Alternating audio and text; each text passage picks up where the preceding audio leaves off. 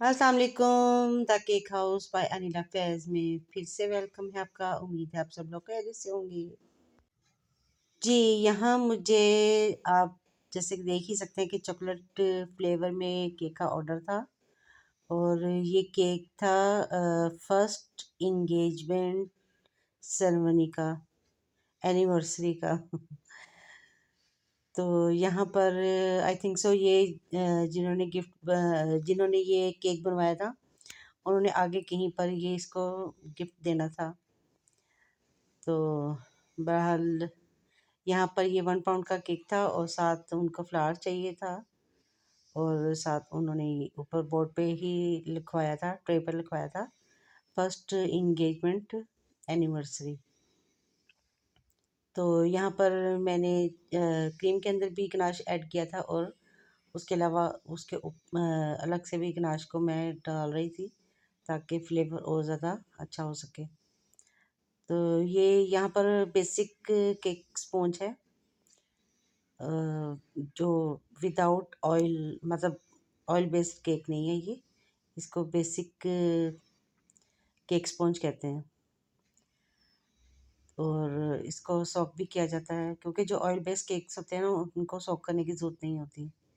या फिर ये कि कस्टमर से पूछ लिया जाए, उनको अगर ज़्यादा ही सॉफ्ट केक चाहिए तो फिर सॉक कर लिया जाता है। अदरवाइज़ ऑयल बेस्ड जो केक्स होते हैं उनको करने की ज़रूरत नहीं होती सॉक। अब यहाँ पर चॉकलेट स्पॉन्ज तो रेडी था, उसके ऊपर मैंने वाइट आइसिंग की थी।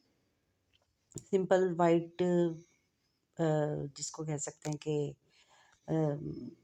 वनीला आइसिंग जिसको कहते हैं। तो यहाँ पर ये मैंने बड़े बोर्ड पे शिफ्ट कर लिया था क्योंकि यहाँ पर फ्लावर भी ऐड होना था और कुछ जो उन्होंने राइटिंग कहा था ये भी होनी थी।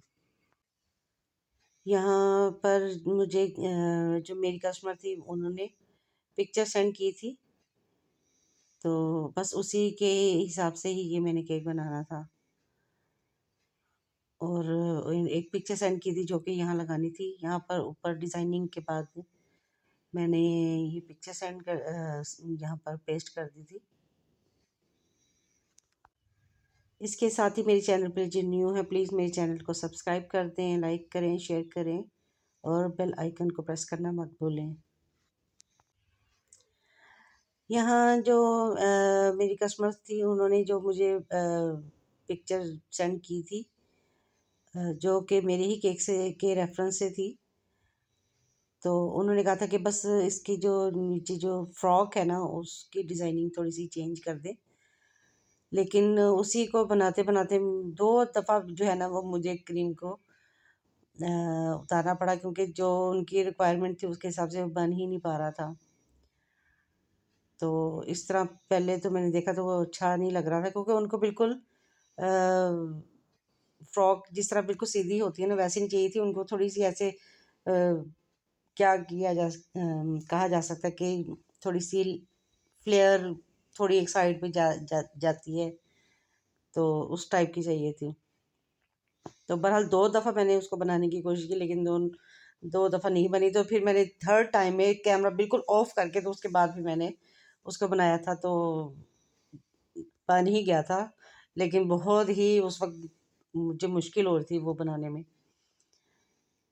तो बहरहाल ये यहाँ पर मैंने उसको ऑफ कैमरा बनाया था और इसी तरह की उनको लुक चाहिए थी। तो बहरहाल ये इसको फिर मैंने इसका बॉर्डर बनाया। कस्टमर्स जो इजी छोड़ते हैं ना कि इतना मतलब तंग नहीं करते तो उनके केक भी आराम से बन जाते हैं क्योंकि जब मेंटल पीस होता है ना उससे काम भी आराम से हो जाता है।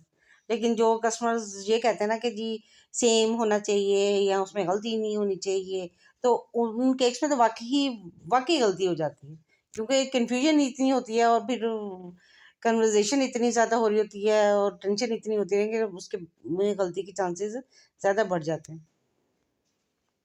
तो इनके साथ तो अक्सर ही ऐसा होता है। ये जब भी कस्टमर मुझे ऑर्डर करती थी तो इनके केक्स में हमेशा कोई ना कोई नुक्स निकल ही आता था। कुछ नुक्स निकल भी आते हैं, उसको ठीक कर भी लिया जाता है, लेकिन कुछ मेंटल पीस भी तो होता है ना, टेंशन में नहीं कोई काम हो सकता। बहरहाल बन ही गया था केक और फिर उनको पसंद भी आ गया था, या आई डोंट नो, क्योंकि उसके बाद मैंने उनसे पूछा नहीं कि उन्होंने उनको पसंद आया या नहीं आया। तो इस तरह यहाँ पर ये कैलेंडर बनाया था, और यहाँ पर साथ फ्लावर ऐड करवाया था, और फिर कुछ थोड़ी सी ऊपर जगह पे उन्होंने स्पेस छड़वाई थी कि उन्होंने खुद से ही गिफ्ट वहाँ पर ऐड करना था। और यहाँ ये फाइनल लुक है। बताएं आपको कि कैसा लगा। अल्लाह हाफिज़।